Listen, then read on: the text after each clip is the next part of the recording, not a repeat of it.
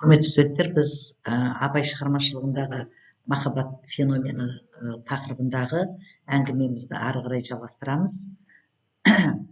Өздеріңіз жоғарыда көргендей, абайдың ақылды да, қайратты да әкеліп жаңағы жүрекке бағындыруы және оның тізгінін жүрекке ұстатуы, неліктен оның қандай себебі бар деген нәрселерге біршама өзіміздің тұжырымдарымызды айттық. Енді қарап отырсақ, абайдың сол жүрекке тізгінді беруінің түп төркіні адамның адамдығының белгісі, яғни адамның махаббатының ұясы жүрек болғандықтан сол жүрекке тізгін ұстатты дейміз. Енді бүгінгі таңда мынау әлемдік білім кеңістігіндегі педагогика ғылымындағы жаңа трендтерге мән беріп қарайтын болсақ, дәл абай қозғаған дүниелер бүгін қайтадан өзектеніп, көкейкестілігі артып, күн тәртібіне өткір қойыла бастапты. Мәселен, жаңа трендтер, мысалы, жастарды, жас ұрпақты әлеуметтенуге үйрету, өмір сүруге үйрету дейтін болсақ, соның барлығы айналасындағы адамдармен тіл табысып, айналасындағы адамдарға ізгілікпен қарым-қатынас жасауды қажет етеді екен. Ендеше сол алған білімнің тек қана құрғақ ақылмен түсініліп қана қоймай, оның жүрекке жетуінің сырын, оның кілтін абай өз сөзінде керемет ашады екен. Абай айтады: ақылмен ойлап білген сөз бойыңа жұқпас сырғанар дейді. Ынталы жүрек сезген сөз бар тамырды қуалар дейді. Сонда ақылмен ойлап білген сөз деп отырғаны абайдың жаңағы ақпарат қалпында қабылдаған білім ғой. Ақпарат, яғни бұл не деген қабылдаған білім. Ал енді жүрек сезген сөз деген, яғни бұл не үшін, неліктен деген арғы жағына тереңдей үңілу арқылы бойға даритын дүние екен. Сонда бар тамырды қуалайтын сөз, бар тамырды қуалайтын білім, ол адам сол нәрсені сезінгенде. Яғни білім қалпында емес, білімге ғылым дүниесі араласқан кезде соған қол жеткізуге болады екен. Енді бұның сырын ашатын тағы бір дәйек, тағы бір дәлел абайдың сол 31-ші қара сөзіндегі мынау естіген нәрсені ұмытпасқа 4 түрлі себеп бар деп басталатын сөзі бар ғой. Бүкіл адамзат баласының мынау дүниені, ғылымды, білімді қабылдауының кәдімгі тетіктері осында ұсынылады. Солардың қайсысына қарасақ та тағы да айналып келіп жүрекпен сабақтасып жататын жерлер, тұтасып жататын жерлер бар екен. Ең алдымен дейді, сол естіген нәрсені ұмытпастықтың бірінші себебі дейді, адамның көкірегі байлаулы берік болу керек дейді. Абайдың бұл жерде айтып отырған көкірегі ол жүректің орналасқан жері. Яғни кез келген нәрсеге жүректің ашық болуы. Мысалы, кейде біз осы айтылған әңгімелерге бір атүсті қарайтын жағдайларымыз бар. Рас қой. Ендеше сол көкірегі байлаулы деген, яғни кез келген нәрсеге, кез келген болғанда өзің үшін мәні бар дүниелерге жүрегіңді ашып қарау. Яғни оны жүрекпен қабылдау. Біздің үлкен ақынымыз Қадыр Мырза Әлінің де сөзі бар ғой, жүректен шыққан сөз ғана жүрекке жетеді деген. Сонда сол абайдың айтып отырған жүрегі де, Қадыр ағамыздың айтып отырған жүрегі де сол махаббатпен қарауға, махаббатпен әрекет етсең, онда оның да қайтарымы сол махаббат болады дегенге келіп отыр. Екіншісі, сол нәрсені естігенде я көргенде дейді, ғибратлану керек, көңілденіп, тұшынып, ынтамен оқу керек дейді. Осы жердегі мен сіздердің назарларыңызды осы тұшыну деген сөзге аударғым келеді. Яғни жақсы нәрсені естіген кезде адам қуану керек дейді. Қуанып қабылдаған нәрсе ол шын мәнінде оның ойына орнығады екен, оның жүрегіне жетеді екен. Ал ат үсті немқұрайды тыңдаған нәрсе ол еш уақытта да адамға әсер етпейді. Ал адамға әсер етпеген, яғни тамырға жетпеген сөз ол бойға да сіңбейді деген сөз. Үшіншіден, сол естіген нәрсені іштен бірнеше рет қайтарып, көңілге бекіту керек дейді. Көңіл дегеніңіз тағы да жүрекпен байланысты бір сезім. Көңілдің қуануы, мысалға, көңілден көңіл су ішеді деген сөз бар қазақта. Сонда көңіл дегеніңіз сол жүрекпен жасайтын әрекет, ықыласпен жасайтын әрекет ниетпен жасайтын әрекет дегенді білдіреді. Ал енді осы дүниелердің бәрі түгел болу үшін адам ой кеселдерінен аулақ болу керек. Осы 31-ші қара сөзіндегі ой кеселдер деген не? Ол уайымсыз салғырттық, яғни еш нәрсеге жан ауыртпау деген сөз. Екінші ойыншы күлкішілдік, яғни барлық нәрсеге жеңіл қарау деген сөз. Ой көзімен емес, сезім көзімен емес, жеңіл қарау деген сөз. Я болмаса түптің анау тұңғиыққа кетіп қайғыға салыну, я болмаса бір нәрсеге құмарлық пайда болу.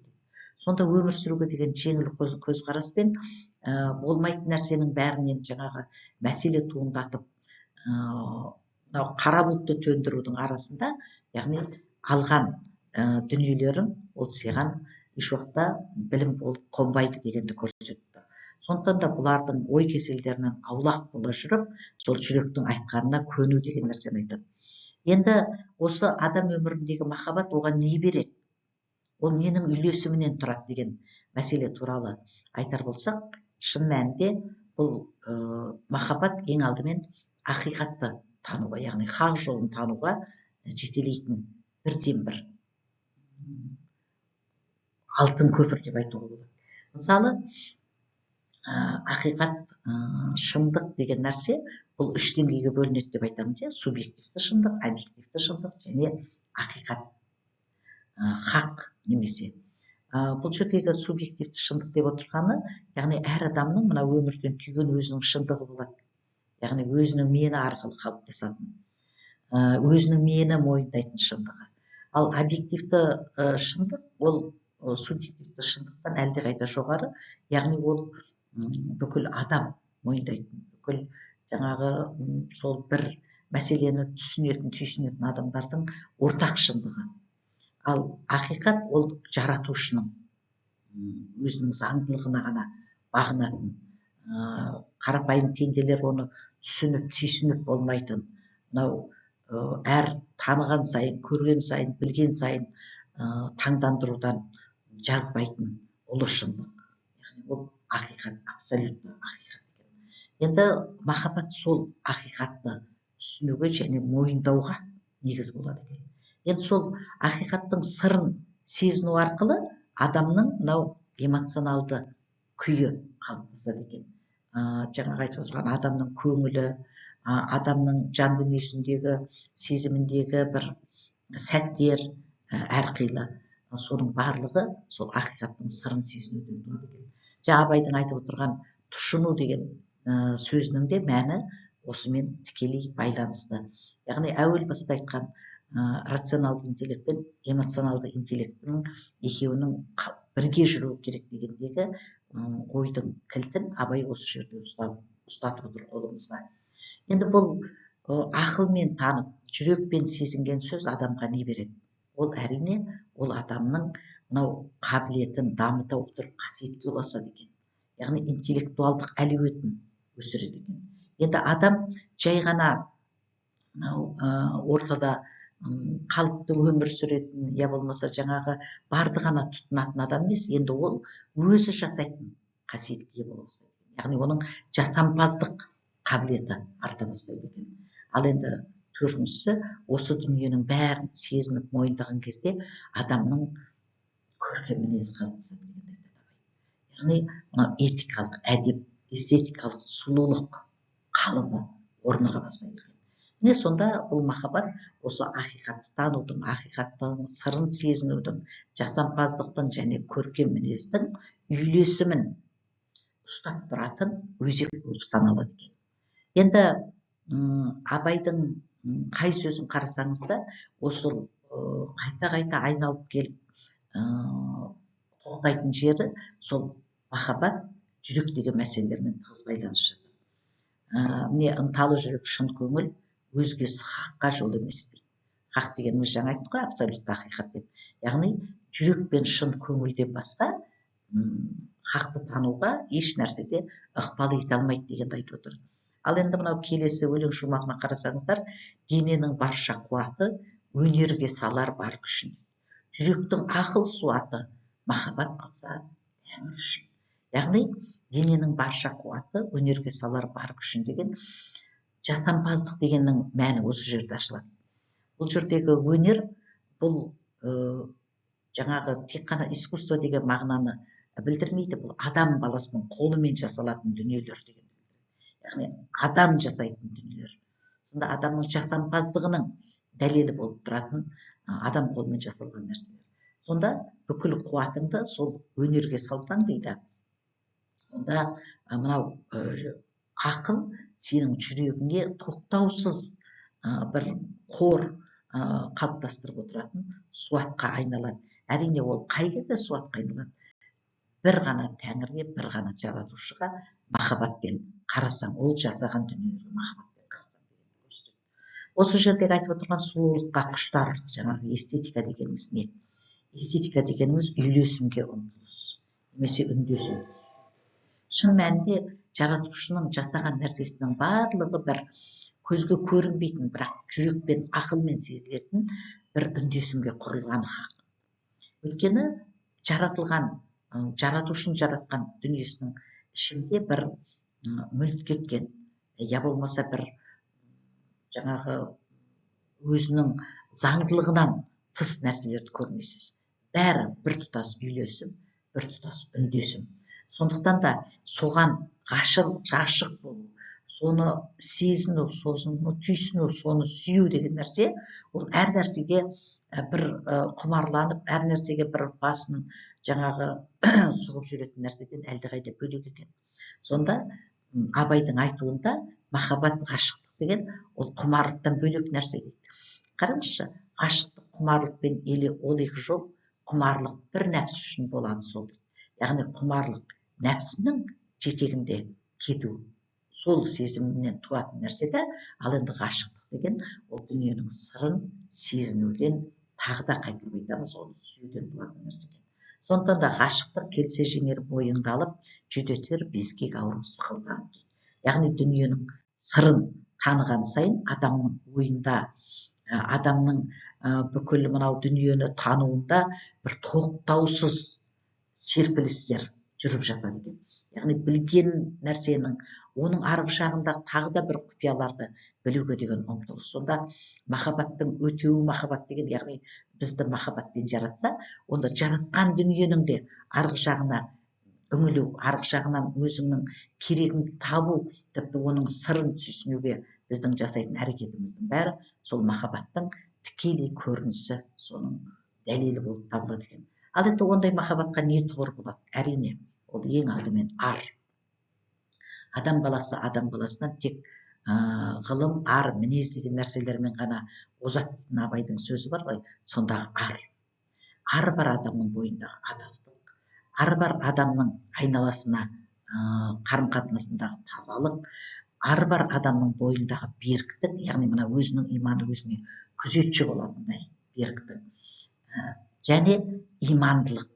Барлық нәрсеге сол ақылмен ойланып, сезіммен жауап беру дегенді. Ал енді осының барлығы бірге тоғысқан жерде адамның өзіне берілген мынау нығметті, өзінің жаратылысындағы ерекшелікті түсініп отырып, еңбек деген нәрсеге бой ұру деп білеміз. Өйткені адам табиғатының 4 негізі қазіргі біздің зерттеушілердің еңбегінде айтылады. Ол мысалы адам табиғаты тән, интеллект, рух, жүрек деген нәрселермен байланысты болатын болса, онда сол тәнді сақтау, қорғау, дамыту, зердені, интеллектін жетілдіру, өмірдің мәнін ұғынып, содан күш қуат алу, ал жүрек арқылы тіл табысу, қуану және қуанту деген сезімдер міне осы адам табиғатының 4 негізін құрайтын дүниелер екен. Ендеше мынау Стивен Кови деген заманауи бір үлкен ғалым бар. Сол кісінің жасампаз жандардың 7 дағдысы дегендегі дүниені қарап отырсаңыз, соның барлығы Абайдың айтып кеткен дүниелермен кәдімгі ұштасып, солармен ұласып жатқанын көріп, таңғалмасқа болмайды. Өйткені адам дейді, барлық уақытта ұттым күйінде ойлана алса, онда ол өзінің ойында, санасындағы тәуелсіздікке жетеді дейді. Ол тәуелсіздік дегеніміз не? Ол түпкі мақсатты анық білу, ойдан іске, менеджменттен көшбасшылыққа көшу дейді. Ал оның ішіндегі ең басты дүние, ең басты іске мән беру дейді. Яғни үнемі негізгі мен қосалқыны бір-бірінен ажырата алу арқылы жүреді.